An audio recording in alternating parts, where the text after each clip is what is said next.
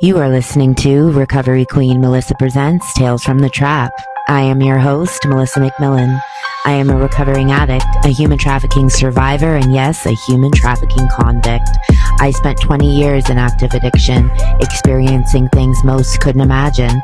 This podcast is where we tell the truth about the streets, about the system, about survival, recovery, trauma, and the people who never made it out. These stories are raw, real, and sometimes they're hard to hear, but you know what? They matter. This is Tales from the Trap. So anyways, hi, we're back. So I got a whole crap load of questions. Like, so many questions. Sent into the email from somebody I didn't know after I posted I went and spoke at the women's rehab. And after I posted it, just over the weekend, I got an email with a shit ton of questions. But I always invite questions. I'm having to take questions off ChatGPT sometimes to make content. So it's nice to have, and they're all like categorized. And so, yeah, I'm just going to pick one and get started. Did you ever think your kids would forgive you? No, obviously. My younger ones, they're good. You know what I mean? They're proud of their mom. Like, they were very, they don't see me the way other people see me because they were really little, right? So, they don't, they're proud of me. I didn't think it would be this way, though. I didn't think it would be this way, but it is. I'm very lucky. My oldest, it is what it is. Considering what we went through and how bad it was, I think we're doing great. That's all that matters. But no, I didn't think they would forgive me. Have you ever wanted to use again, even after all the success? Yeah, every day. Every time something bad happens, or every time somebody that triggers me says something that I don't like, that's the first thing that comes to my head. It'll always be like that. Like, I don't have concerns because I'm pretty solid in my recovery, but I'll always have to manage that. I think all addicts will have to manage that for the rest of their lives because it was a coping mechanism that we used forever. But I just know I can't use that anymore. That's just a part of the decision that you make when you get better. And if you're really, if you're dedicated to getting better, if that were to ever be just like a thought, like for me, it's just a thought. I talked about this the other day. It's a thought that pops into your head. Like, oh yeah, I got a lot of money in my bank account. To go buy lots of crack right now. It's just a thought that pops into my head. But when people piss me off, like people who trigger me, the first thought is to fucking use to spite them. That's just always going to be there, I think, for me. If it's somebody who really fucking triggers me, definitely. It'll always be there, the thought of wanting to get high.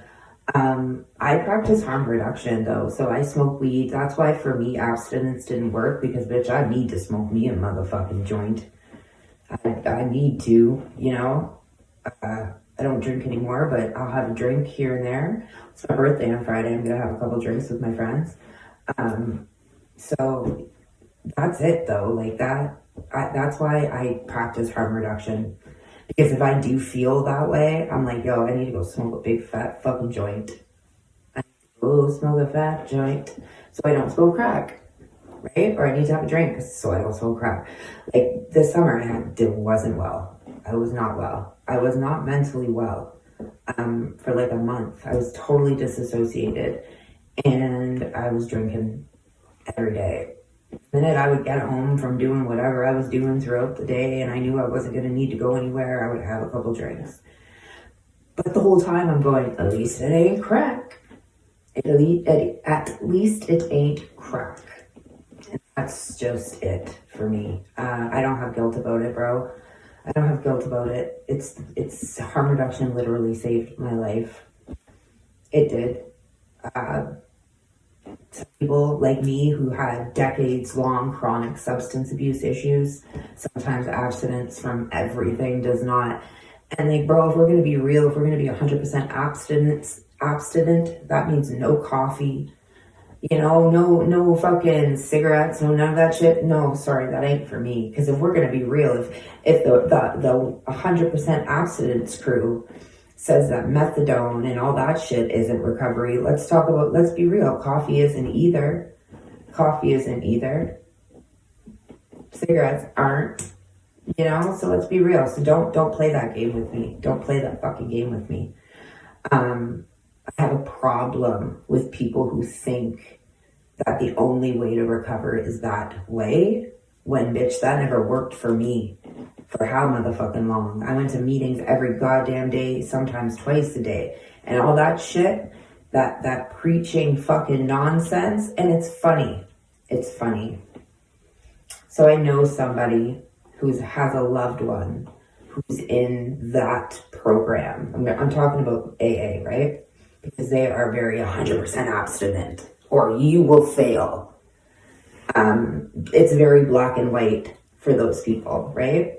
And I knew somebody who had a loved one in AA, and this person was like the person that would help this person stay sober. They would get very fucking like defensive every time I said that way doesn't work for everybody. Just so you know, I'm so fucking happy it worked for your loved one. But if that person needs to go smoke a fucking joint and you have some fucking something shitty to fucking say about, oh, you're gonna end up smoking crack. Fuck you, bud. That's the shit I don't fucking like. Because we're human beings, bro. We're human fucking beings. And that mentality puts people back out. Because they're like, yeah, you want to see me really fucking relapse, goof? It's not going to be a fucking joint. And they're like, oh, but weed is such a gateway. The fuck it is, bro. It's a gateway drug that our fucking government legalized. That's what I have to say to you. Even fucking microdosing mushrooms or Molly, any of that fucking shit that can take your brain out of seriously destructive fucking loops so you don't end up back out in the fucking streets. If you have something to say against that, we are not the same, because harm reduction saves lives. And I've had so many fucking people in that program. I know so many creators on TikTok whose whole platform is dismantling that fucked up indoctrination that the AA program have done to people, right? Because that program alienated me and ostracized me every single fucking time if I didn't do it their way. If I didn't do it their fucking way. I don't even know what the question is. This happens every fucking time I do a question TikTok. I go off on, I've got ADD, bro. I've got ADD. I don't even remember what the question was. Oh, did I ever feel like I was going to relapse? No, because I practice harm reduction. So I don't fucking relapse. And I think that everybody whose disease was like mine, whose disease is like mine, where, like, I'm just a person that needs to fucking do something every once in a while, or I'll fucking, So yeah, I go smoke a motherfucking joint. So I'm not smoking crack.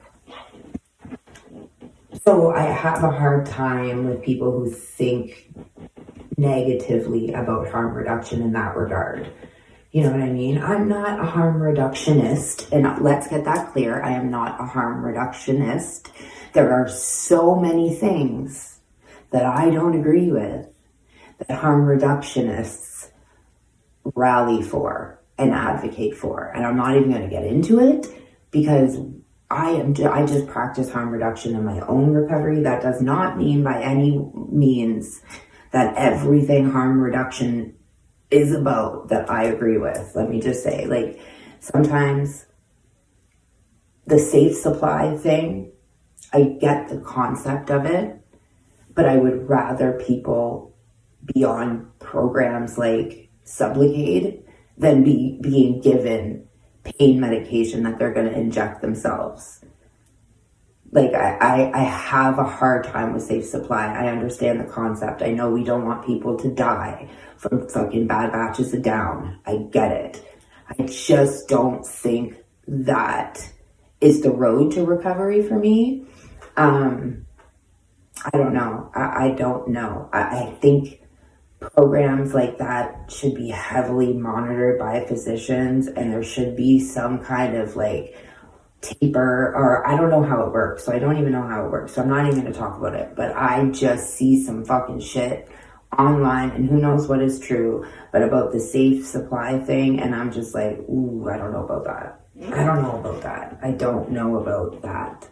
I want people to get better. I don't want to enable them by knowing that they can go get their dope at the vending machine. I don't know. There's medication like Sublocade that can change your entire fucking life while you like go further into your recovery journey. I don't think that is the way to do it, but I'm, like I said, I'm not a harm reductionist. Okay, let's go on to the next fucking motherfucking questions. Okay, do you believe closure is real or just something people say to feel better? I don't think people need closure in every regard. I don't think you do. There is something in my past traumas that I'll never get closure for. It's just like making amends. There's some amends that you'll never be able to fucking make. And you just have to be the best version of yourself. It's like a walking amends. Like, I fucking help as many people as I can today because I know how much of a piece of shit I was in active addiction. But I know that I'll probably never get closure in a lot of fucking aspects of my past. And that's okay. For a really long time, I was stuck in that victimization of needing closure. And I was stuck regurgitating shit and in a very victim-y like kind of mindset. And that wasn't about to help me heal. That was not about to help me heal. So at this point, I don't give a fuckity fuck if I get closure from people. I make my own motherfucking closure. My closure is coming on here and telling my story and allowing others to see that they are not alone, because I know that there's so many women, and I get messages from them every day who resonate deeply with what I went through. And that's just how I make my own motherfucking closure, by coming on here and talking about it. That's it. Because there's some people that you just can't get closure from, or you try to get closure and it just doesn't work. It's like, I don't know, man, just trust your fucking gut. Trust your gut. If finding closure is going to be a negative in your life, then you don't need it. You don't need it. Get your own fucking closure. If you can survive active addiction and you can survive and come back and thrive, you don't need no motherfucking closure. Be your own fucking closure, bro. What did consent mean to you when you were in survival mode? There was no consent. It was, like, for me, I didn't want to do any of those motherfucking things out there. But my addiction made it so, like, I had to. There were times where I was like, no, I don't fucking want to, but I still had to because of whatever, people or whatever. You know what I mean? Sometimes you just do it because you know if you don't, it's going to be bad. But I've never like people just do it because they know that they don't have a choice. And like they give consent because but they know they don't have a choice. You know what I mean? I don't think consent is even really a thing out in the streets. I don't. I don't. You know, I don't know. I don't know. I don't think it really existed. I don't think it really existed because even though you consent in the moment to go fucking do whatever, you know you don't want to, and you've probably voiced that you don't want to, but you know you have to because the alternative is not going to be good for you either. So you just do it. So I don't think there is such thing as consent out there, to be honest. Okay. How do you respond when people say you choose that life?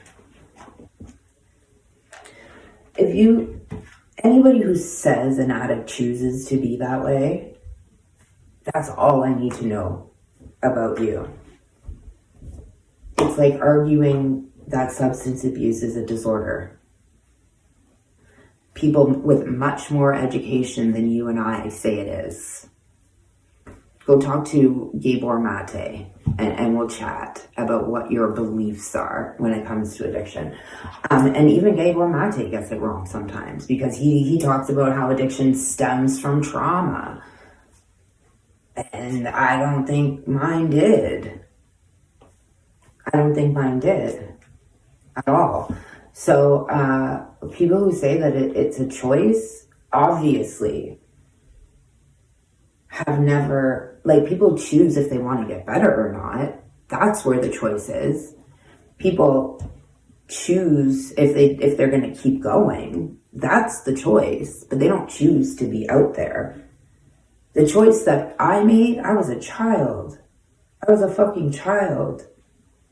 17 years old, being given an oxy, didn't even know what the fucking opiate was or why. If somebody would have been like, bitch, that's heroin, I may have would have, you know?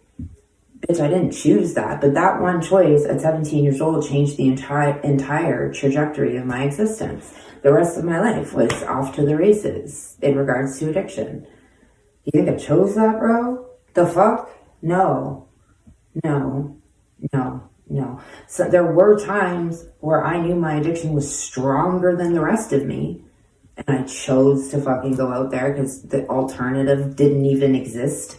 At the time, I didn't know there was a recovery. Like, I've never seen examples of recovery in my life, ever. I've never seen examples of my recovery at all, bro. At the fuck all. At all. Everybody I knew that was an addict was still an addict.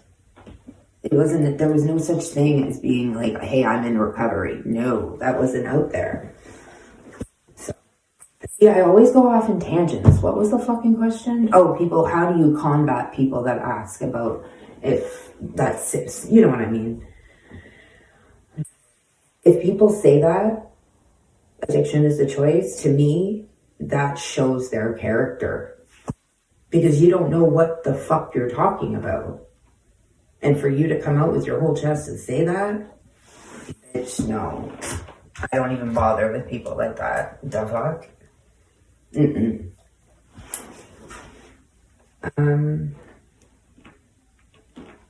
How old were you when it started feeling normal?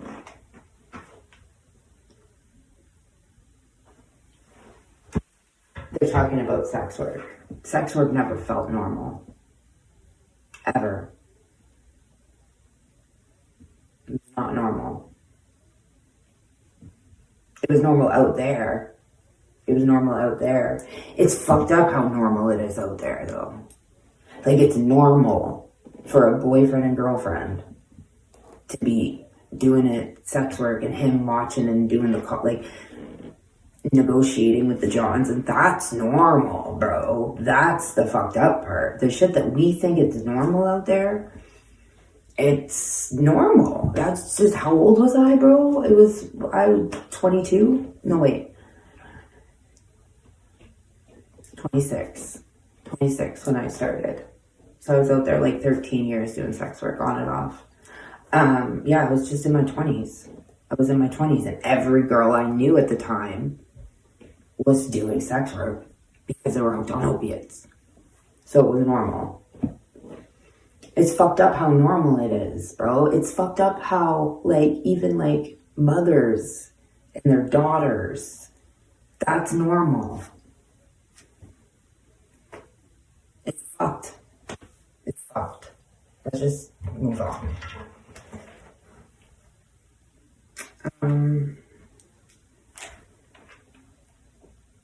How often do women get charged instead of protected? Not one time. Women that I know who were actually trafficked never see their perpetrators do time or go to jail or get prosecuted. Ever. Ever. No, ever. We don't tell the truth until we're out. Most of us don't tell the truth until we're out. Right? I don't think a lot of us do get protected, especially the women that have come out since I've said, yeah, I'm a trafficking survivor and I got charged with human trafficking. The women who said, me too, like I was a sex worker who got charged with human trafficking. Those girls, they're all survivors and nobody gets put in jail. Like, no, because we're not honest about it. Because, bitch, you don't talk to the cops in the streets, right? You don't, even if you are a victim, you don't call the fucking cops, you're a fucking hooker. Nobody's gonna listen to your stupid fucking ass anyways. That's what we fucking think.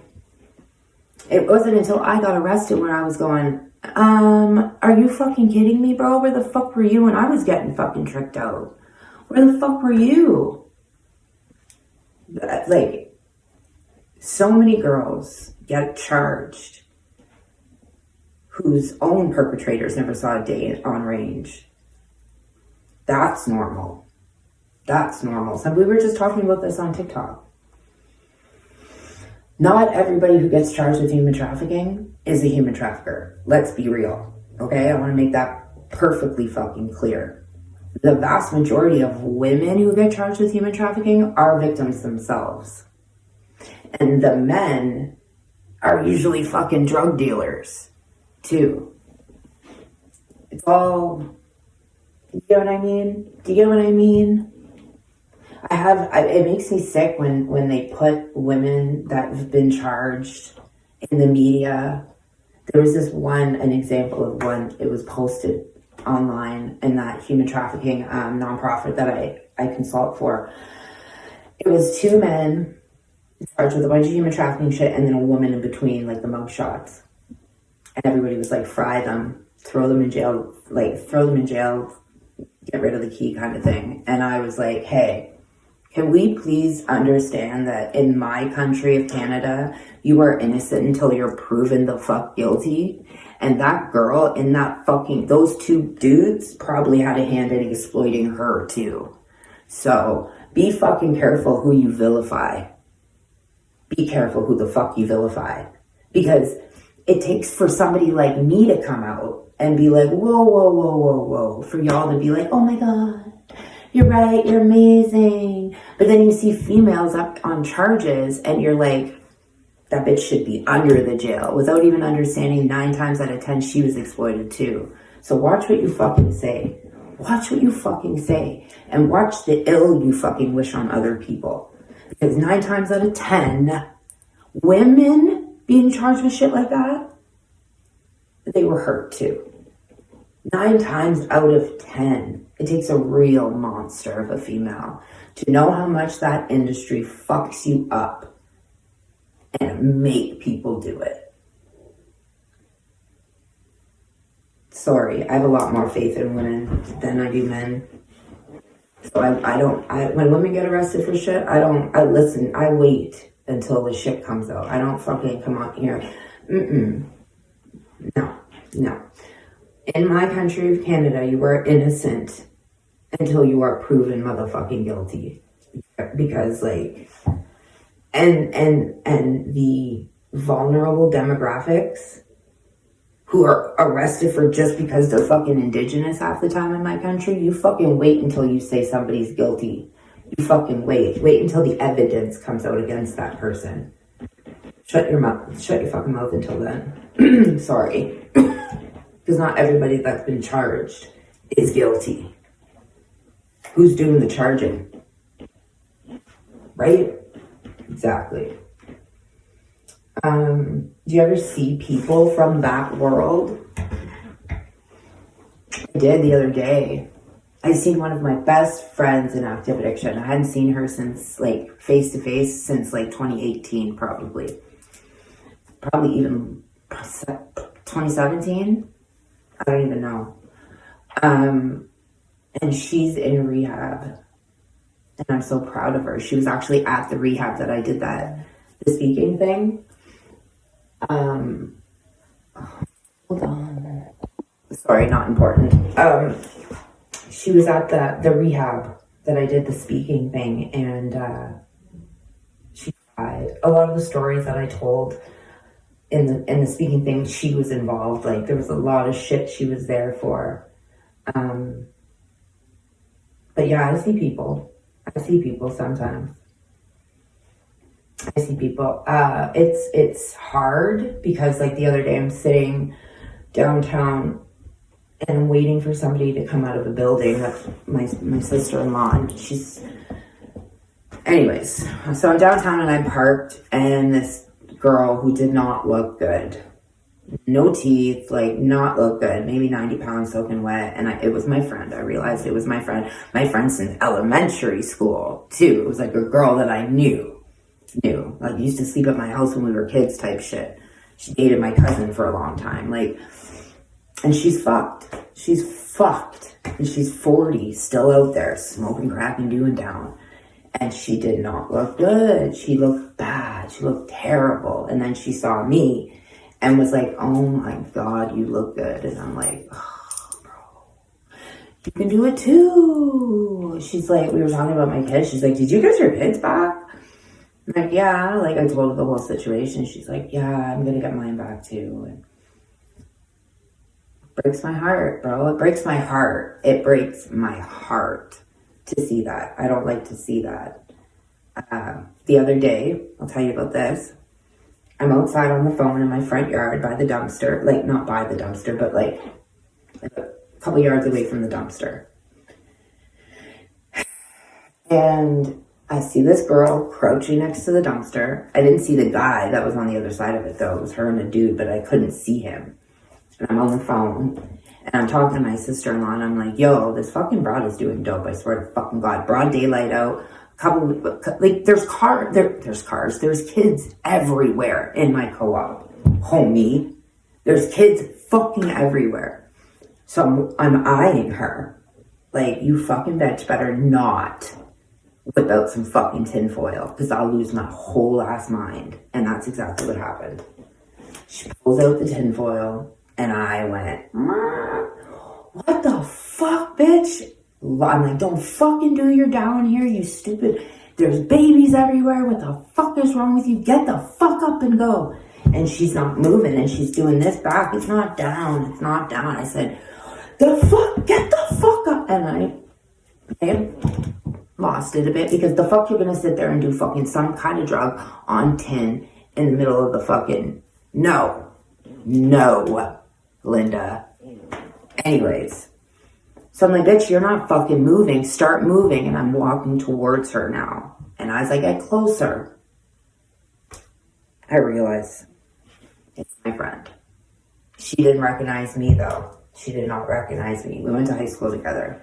She was on the stroll when I was on the stroll.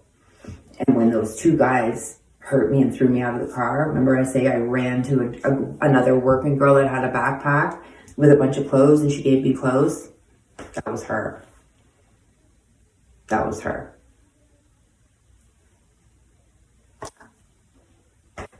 It's fucked up, and it made me feel like shit. But like, you're gonna do fucking drugs in the middle of my parking lot where all my motherfucking neighbors' kids are all the fuck around us? No, Linda. Get the fuck up and go. You know? I try to have empathy, bro. I really fucking do. But if you're doing some shit that I wouldn't even fucking do, if I would not be parked up in some fucking co-op with a bunch of babies running around, smoking whatever the fuck on tinfoil. Nope. Not broad motherfucking daylight. Nope. We weren't like that, how it is, like open drug use like that. No, we don't do that. I never did that. The worst I did was did it in the washrooms, but not out in the motherfucking open, homie. No, that did not happen. For me, anyways. So it pissed me the fuck off. But yeah, I do see people that I know. It's hard, bro, because what do? There's nothing I can do. Okay, we're back. So, what do you say to people who don't believe addicts deserve a second chance? Addicts deserve a fucking 30th chance. Addicts deserve a chance every single time they ask for one. You don't have to be there to give them that chance. That's the difference. You do not have to participate in the redemption of anybody at all. If you feel like it would jeopardize your peace to watch another human being thrive, please fuck right off. Fuck right off. Do not be a person who gives lip service to somebody you don't want to see thrive because you're too hurt from the past, from the active addiction behaviors. If you were the type of person who was hurt too much, too often, for too long, and you, for whatever reason, can't get over it or refuse to get therapy to get over it, that is your, like that, you do that. You don't be there for that person. That does not mean the person doesn't deserve a chance. You just don't have to be there to give it to them. I will. There's thousands and thousands of people in this world that work with people like that who deserve that chance, and we'll fucking give it to them. We'll give it to them. You don't have to. That is not to say that they don't deserve the chance, though, because every single person does. Every single time an addict says, I want to try, there should be somebody there to say, let's do this. That's it. That's the bottom fucking line. Nobody owes anybody anything at all. So please don't say you will give them a chance and then not be able to move on from the past, because that causes relapses. That causes just nothing no addict in recovery should have to fucking deal with. Right? There's a lot of people in my life, or were in my life, who would look me in the eye and tell me that they gave me this chance to redeem myself, and then spend the entire fucking time hoping and praying that I didn't make it. And that's just human nature. That's just human nature. Some people are not genuine. Some people are hurt too much. And their mouth and their brain might say, yeah, I forgive you. But their actions say otherwise. And their heart says otherwise. Right? Some people will watch somebody thrive and think they don't deserve it. But they have to say they deserve it publicly, or they're looked bad on. I would never look bad on somebody who's been hurt too much to be in the presence of somebody who's thriving, knowing how much that person hurt you. I don't judge nobody, bro. I just know that it's not fair to an addict to be told that you're given a second chance and your actions and your behavior says otherwise. So if you think somebody has done too much for too long, don't pretend you'll be okay with watching them get better. That's not fair. That's not fair to you. That's not fair to them. You have to figure out if you can be in that person's life. But if you can't, then fuck off. Fuck off. Don't make it harder on them. Whether it's family, whatever. Don't make it harder on them because you can't move the fuck on. I'm not saying I'm not blaming you if you can't move on either. Sometimes too much shit was done. Sometimes you have to love somebody from afar. Sometimes you just have to be cordial because you're connected by a child or a family name or whatever the fuck. Sometimes you just have to be cordial, but you don't have to be the number one ally when you're not being genuine and authentic, because that is not fair. And I see that a lot in my own life, in the lives of other people that I recovery coach, loved ones. I see loved ones who, I'm not blaming them, bro. I'm not blaming them for being tired and for being bitter and for being angry. But if somebody's trying to move past it and you can't, fuck off. That's all. I say this all the fucking time. All the fucking time. Sorry, I posted a video on TikTok earlier about human trafficking, and there's a lot of new people who don't know who I am in the comments, and I love schooling them. I love schooling people on what human trafficking is, because people just see it as what they see, the Hollywood version, and they don't understand what human trafficking actually is, and that the Human Trafficking Act of Canada is a spectrum of offenses, and somebody... Because he's like, anyways, I'll talk about it after. Let's go on to the next question. What's the most disrespectful or ignorant thing someone's ever said to you about your posts? A lot of the times, I don't pay no mind. It's like they call me human trafficker or say that I don't deserve my kids, but bitch, people in my life say that, I'm sure. So, you know what I mean? I don't give a fuck what any random person on the internet says. A lot of the times it's people I used with, like Angels of Hope was advertising that speaking engagement, and there were people that I was in active addiction with who just don't like to see a bitch do better. And I don't understand it. I couldn't imagine seeing someone I used to fuck with thrive and being mad about it. Like, that's on you, Pookadooks. Like, people say ignorant fucking shit about me all the time, that I'm a leech off the government, that I don't deserve my kids, and blah fucking blah, make me out to be a monster because of my charges. Shut the fuck up. Shut the fuck up. I don't care. Do you ever worry that the world will stop listening once you're no longer the comeback story?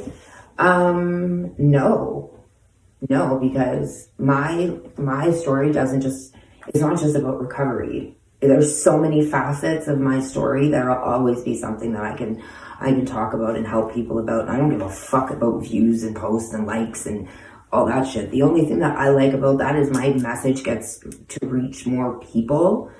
That's what I love about videos blowing up and shit like that, is because I get to teach people and I get people that are reaching out. Somebody just messaged me, right? I made that post about the human trafficking. Somebody messaged me and says, hey, I'm a human trafficking outreach worker, would love to connect.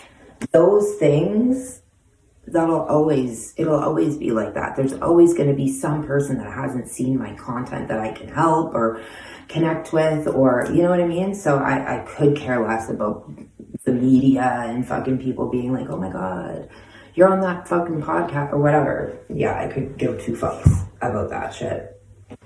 That shit doesn't matter to me. I hope that there's another girl coming out of active addiction that the way I did, that I can watch thrive the way I have. That's what I can't wait for.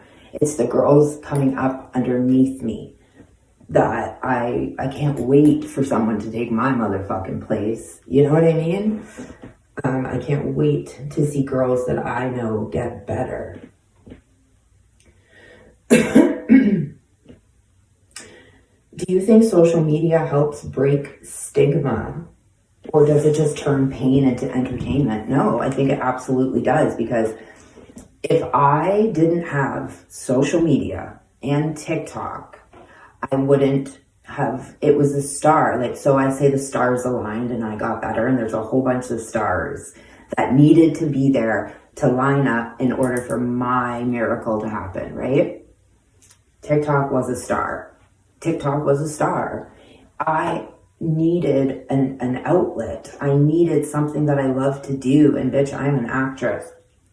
So coming on and making, because in the beginning I made skits about recovery and addiction, and I just made skits about being a fucking fucked up addict, crackhead, and I made people laugh, and it just evolved from there. I think it helps people. It helps people connect. It gives us a community.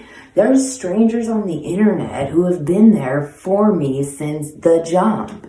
Since the minute I got out and came out with my human trafficking story, there are people that are still riding for me till this day. So I think social media and recovery and addiction and all of that, it just helps us. It doesn't turn it into entertainment. It does not turn it into entertainment. What I don't like, the part that I don't like is filming people in active addiction, interviewing people in active addiction and exploiting it and putting it on the internet to show how bad the community is. That I don't agree with. There's this fucking dude, and the video went viral in my city because he came here from down south and he exploits people. I don't like that. I don't like going down and putting a camera in the face of addicts all over the country and putting it on the internet for the people to see. We see them every day. We see them every fucking day. We don't need you to do that. That is fucked up to me. Don't put people in active addiction on camera. Don't, unless you're willing and able to take them to a fucking rehab or detox or help them. Don't go and be like, what's your story? Oh, just so you know, everybody's got a story. We fucking know that. I don't like that. I don't like that underbelly show with the guy that fucking put, and then the internet turns these poor people who are suffering into memes. I don't like that. I don't like that. I don't like that. Nope. Oh, there's a problem. Please try again. Yeah, so I don't think, the only thing I don't like about social media is that part. You turn these poor fucking people into caricatures, you know, and I don't like it. Okay, let's...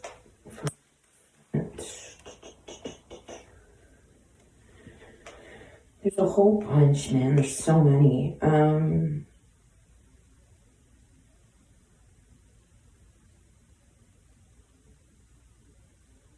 How do you rebuild a bond that's been broken for years with time? So I stopped telling my people that I was sorry. I showed them that I was sorry for the last 4.5 years. Because for years I'd be like, hey, I'm not going anywhere. I'm not leaving you again. Like my kids particularly, you know? And every time I would. So my words don't mean shit to my children. They didn't in the beginning, right? So when you're coming back from active addiction, you really actually want it to be different. You know in your brain and your heart and your soul that this time is different. But the rest of the fucking world around you, your loved ones, they're all waiting for the other shoe to fall. Stop saying I'm sorry, bro. You're going to show them sorry by getting on your feet and getting them back and getting them a home and doing everything you need to do. And you're going to do it. That's going to be your sorry. That's going to be your fucking sorry, right? So yeah, that's how you build a bond, is showing them every single day that you're going to show up. It took a long time for Emily to trust me again. It took me years for Emily to trust me again. I think for Emily, because we were in family court and I was fighting for her back, even though I knew in my heart of hearts it wasn't for her. It was just another thing to check off my checklist, right? I had gotten her sisters back. It was now time for me to get her back. And I did ask her in the beginning if she wanted to come live with us, and she said yeah, and I was like, okay, I took that as a sign to go back to court and make it so she could live with us. But she was a little kid. She was a little fucking kid. Was she gonna say no? No, I'm her mom. So I never should have done that. I taking it to court was the right decision, and I made the right decision in the end when Emily got her own lawyer and told her own lawyer, like, no, I want to stay with my aunt. I just want to be able to see my mom whenever I want. The minute I heard that, that was a wrap for me. I was like, okay, say less. You know, that's, my baby girl just made her fucking choice. And we're all in the best place possible. Now I know it was the best choice. Her aunt is amazing. Her aunt is such a good mom. I have no issues. Like, she's even better with Emily than me. Like, let's be real.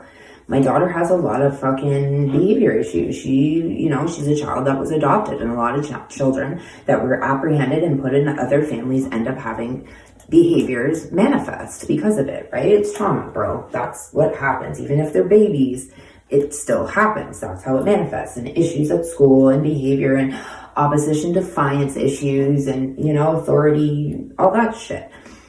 And her aunt is better with it than I am. Let's be real. I'm a laid back mom that parents from guilt.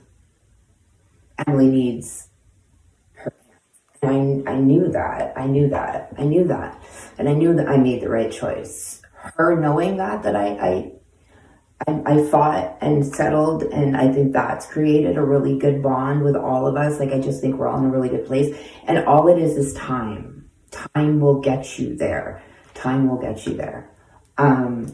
I know in the beginning you're mad and you're angry, but let's always remember that the people who have your children, because a lot of people in active addiction come back, want to get better, and they know this time's different, but the people around them don't know this time's different. So you have to prove yourself. And nobody is in the wrong for protecting your babies and not being like, oh, you say you're better? Here you go. You know what I mean? Nobody is in the wrong for protecting your kids. And once you get to my stage in recovery, where you're like all the way in and everything's settled and you're just living your best life, you'll be grateful. You'll be grateful, because the only thing my parents and my family could do was protect those kids. And they did a really good job at protecting those kids. And I'm so grateful for them protecting those kids. And you will get there. You won't see it right away. You'll be mad and you'll hate these people, because who the fuck, what kind of parent would Emily's aunt have been if I would have just came out of jail with a human trafficking charge and been like, hey, I want to see my kid, and her be like, sure, say less? No, she was protecting my baby, bro, and making sure I was good before, before she started letting me see her and giving her to me, which is what you're supposed to do as a parent. So you'll get there. Time gets you there. I promise. You just keep doing the same thing you're doing every single day, and recovery will build and mend those bridges for you. I promise. Okay.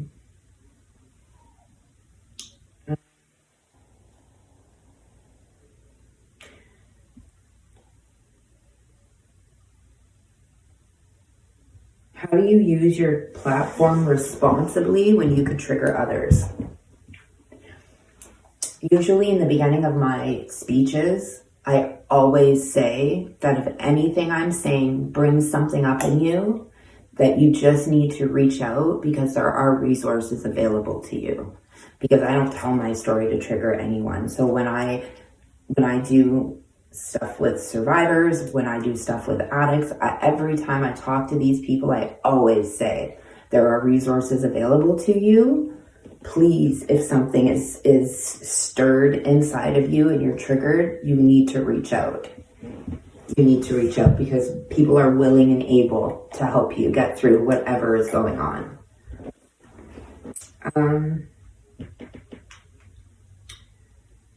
Did you ever relapse after jail even once? Yes. So I got out of jail, and my landlord finds me at 3:00 in the morning. I went on a terror. As soon as I got out of jail, my plug was waiting at my building for me. It was there. I called them from downtown. I called the internet company, hooked my internet back up, and went on a 4-week-long bender. Yes. I got out of jail at the middle of March, I think. Second week of March. And I went on a month. Oh no, wait. I don't remember. But I went on like a 4-week-long fucking bender. Big time. And like relapses for me would only be like crack and fentanyl, coke, any of that shit. I smoke weed. I practice harm reduction. So Trust me, if I was to ever relapse, people would know. Because crack cocaine isn't something you could just do recreationally, you know? Oh, fuck. Yeah. No, I after jail, I got out. I overdosed in a snowbank, and Kevin Boyle found me and saved my life. And then I got bear maced, kicked down a fucking flight of stairs for robbing a drug dealer. But he's dead now, so there's that. Okay, let's go on to the next question. Do you forgive the men who exploited you? Yeah, one of them I do. Yeah, big time. He worked really, really hard to change his life, and I have no ill will towards him at all. The other one's a piece of fucking shit doing the same old shit he was doing. So he went to jail for 7 years for shit that had nothing to do with me. He went to the pen for 7 years. And he just got out and went back in and is out again, and who fucking knows? I don't give a fuck about that guy. I don't think about that guy. He's a fucking goof. And his daily life is karma enough because everybody fucking hates that piece of shit. So everybody looks at that man or hears that man's name and thinks human trafficker. That's all I fucking need. That's all I fucking need. I don't need to forgive that piece of shit for not that. Nope. What's the one secret you've never said out loud or on stage? Well, I can't tell you. There's one. I've said it out loud. There are a couple people that know, but I'm not about to get on a fucking podcast and talk about it. That's for damn sure. Do you ever worry that healing made you less raw, less real? Like people only love the broken version of you? Nobody loved the broken version of me. This girl? Nobody loved her. Nobody. Trust me, that bitch didn't even love herself. Okay, so, no. Nobody loves Trapo's Mel. You'd have to be a little in the head to love Trapo's Mel. Because she was fucking evil, bro. Evil, evil, evil. I could care less who loves me, because I know there are people that do love me, and the rest can suck my left nut. I don't even got one. They can find it though. And no, because the one thing people say about me today is how raw and how real I am. Right? Because there's still so much of Trapo's Mel in me, bro. So much. She's there. She comes out every fucking day. She just don't drive the bus anymore. You know? I don't know how many times I drop this fucking phone. I do, quite often. No wonder my fucking phones are fucked. Okay, so let's find another one.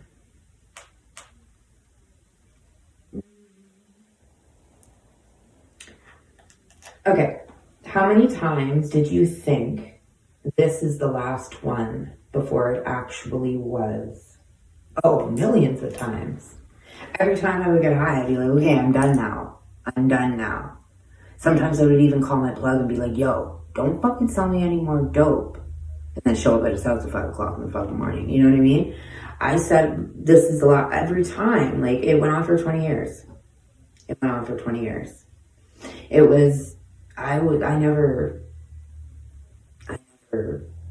saw actual recovery for me. I saw maybe functioning addict. I saw, functioning, maybe, hopefully, but I didn't see not using.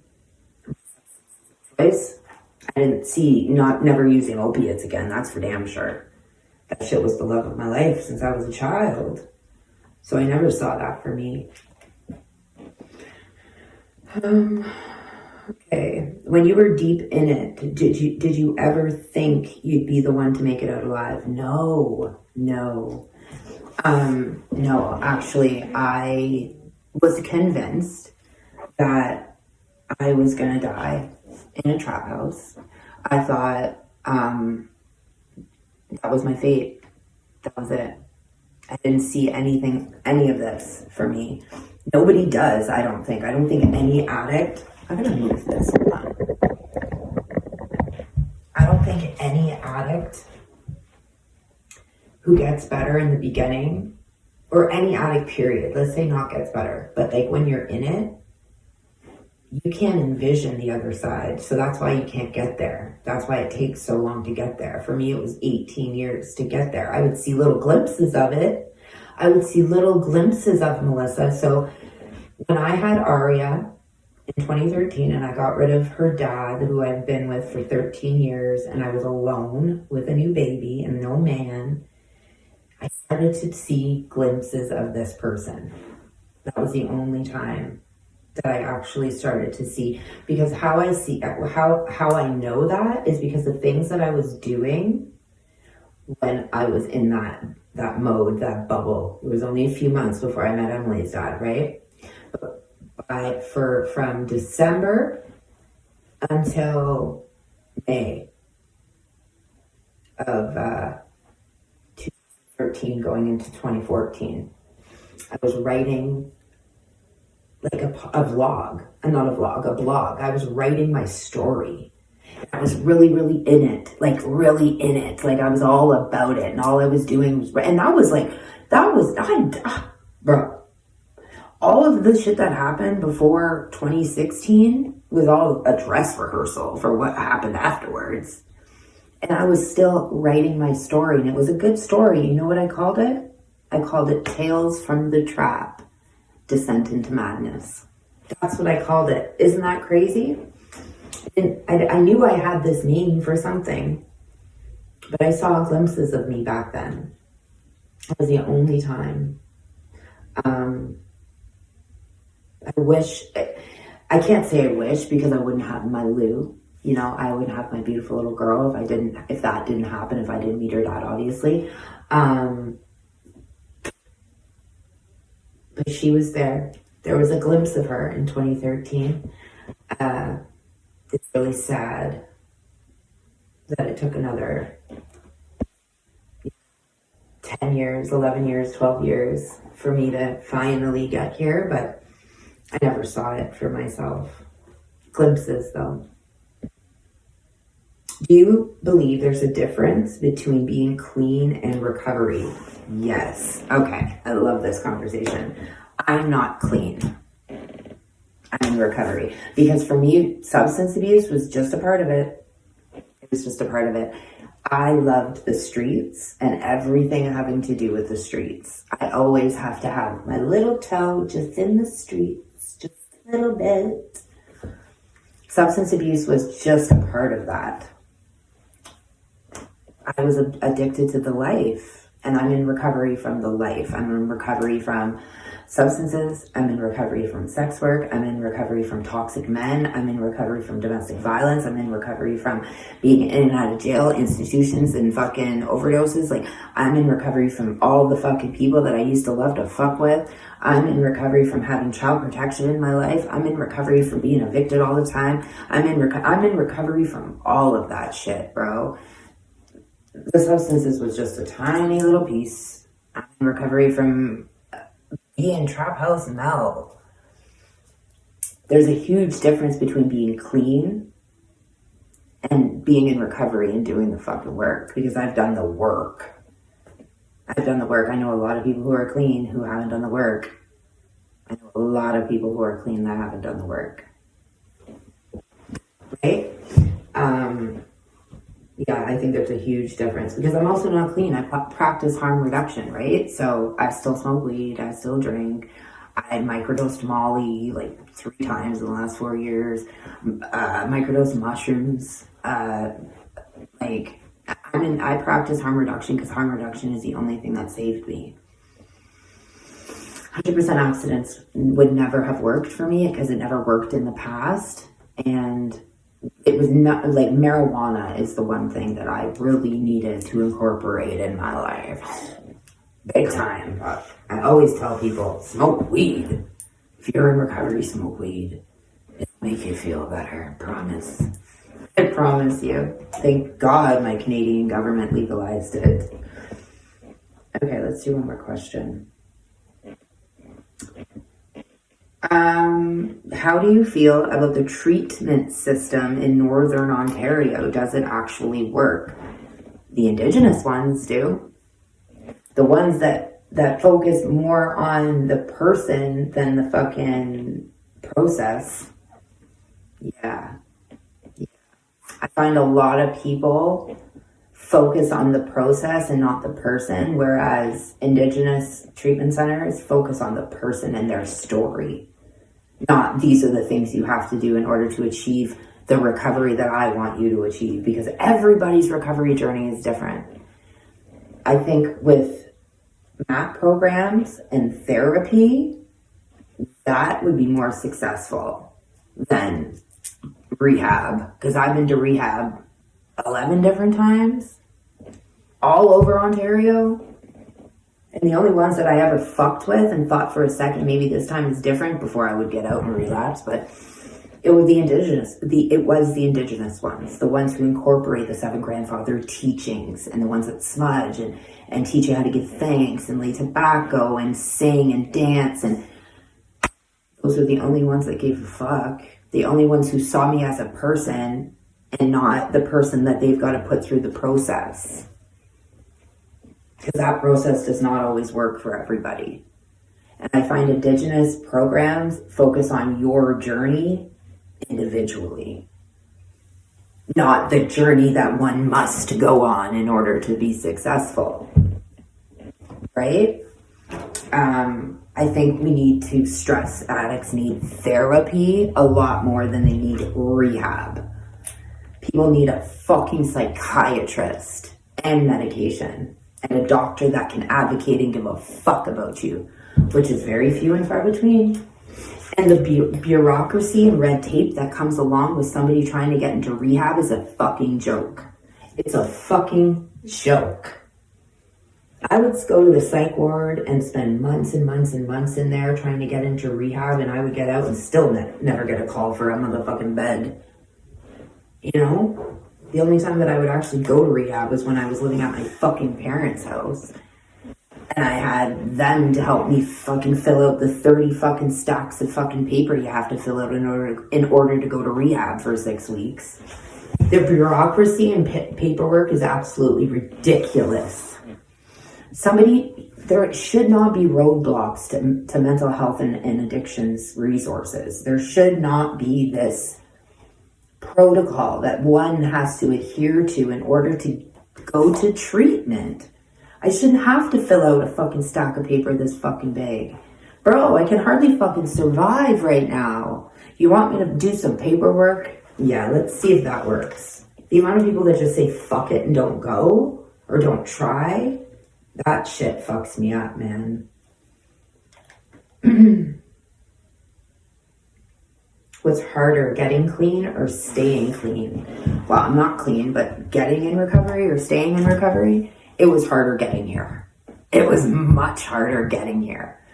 Recovery isn't hard if you want it. That's it. It's not hard. It's always going to be a challenge, but fuck bitch, life's a challenge.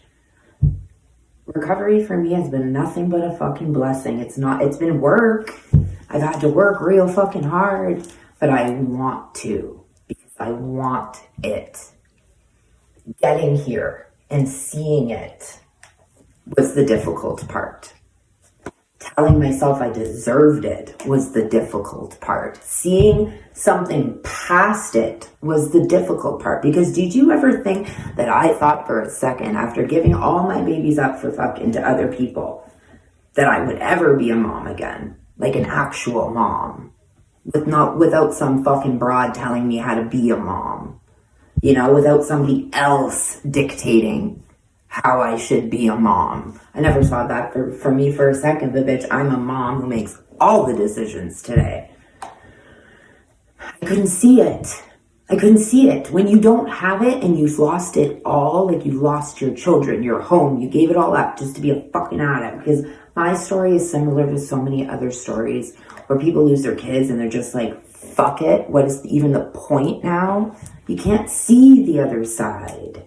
And there's no, today there is, but when I was in it 5 years ago, I didn't know there was a thing that was recovery and that you could be in recovery with another community. All I saw was AA and NA and those fucking wackadoodles.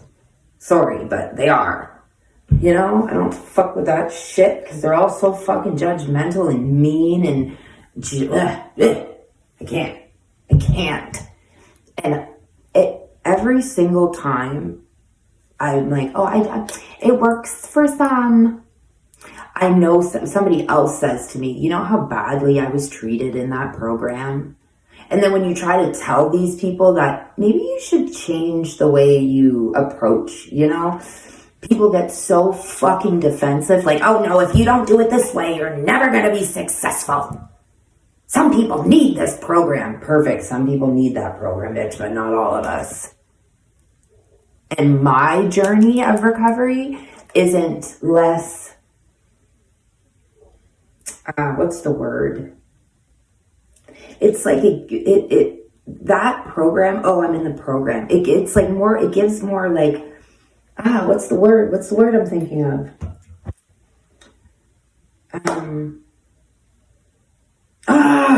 Hold on. It's more accepted, first of all.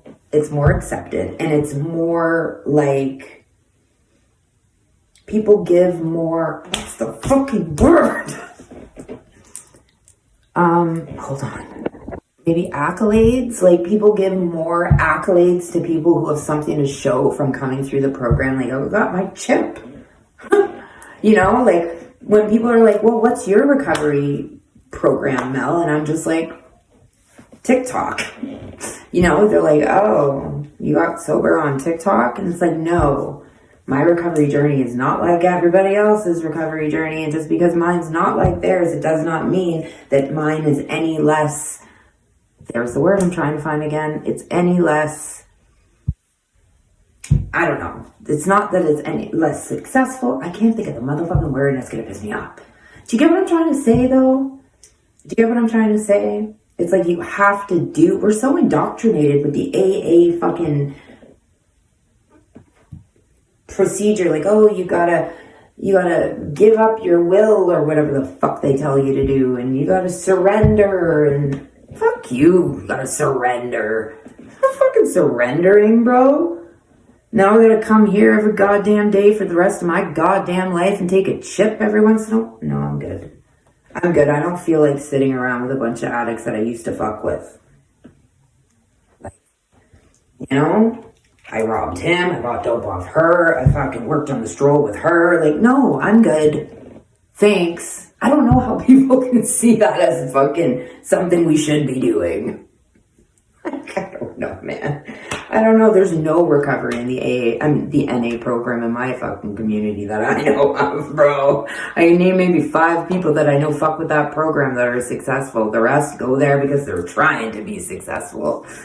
Maybe we should do things different. Maybe we should acknowledge that everybody can have their own individual recovery journey and yours doesn't have to look like mine, but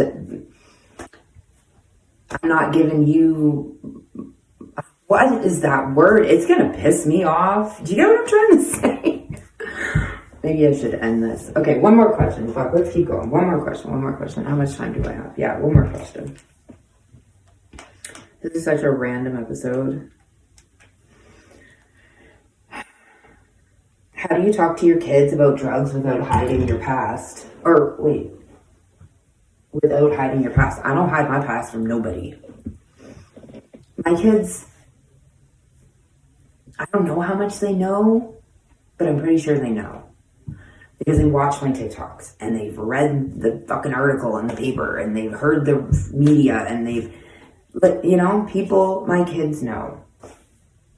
And they all see it as a positive thing. Like, I don't, it's the human trafficking piece that I'm going to be very like, we're going to have an actual conversation about it when they get older. But right now we're just talking about like how they need to understand, recognize the signs of overdose. They need to be comfortable using Narcan, and they need to know that because of their history, their family history on both sides, and because they were apprehended from me because of my addiction, they have not only a predisposition, but they are likely, because of the atmosphere that they were brought up in, you know, they have to be very careful. They have to be very careful because they will end up just like me. I don't know how much, I'll let you know in 10 years when they're all grown up, okay? But I don't know how well it's working. All I know is my kids, they're proud of me, and I don't hide it from them. Like they know, right? It's always been a constant in their life that mom was sick. So now mom's better. It's still in their life because my whole life revolves around people knocking at the door for fucking addiction help, you know? Random fucking young girls knocking because they need a ride home because they just went on a 5-day bender, and I gotta be like, hey, I gotta drive so-and-so home, you know? So they know it's my work. It's my life's work. I don't have to hide anything from them. I don't think anybody should hide things like this from their kids because that's what caused me, somebody who had a genetic predisposition growing up. Somebody would have said, hey, harmless experimenting is not just harmless experimenting for somebody who's got a hereditary fucking element. You know, both of your grandfathers were fucking severe alcoholics. Mom and dad both like to drink pretty heavily. You should be careful. You should be careful, and you should nip that shit in the bud when you find out your kids are experimenting. Because in 2025, the drugs change, the risks change, the education has to change. We are in the midst of a fentanyl epidemic, but it's the exact same as the OxyContin epidemic that we were brought up in. I'm a part of the OxyContin generation, and the shit that our parents didn't do was talk to us about it. That's what we need to change. We need to talk to our kids. I would much rather my teenager have Narcan, know how to use it, than make them watch their peer die because nobody even told them what Narcan is. It's 2025. The risks have changed. The education has to change too, right? Anyways, that's it for me, guys. I love you all so much. Chimikwich.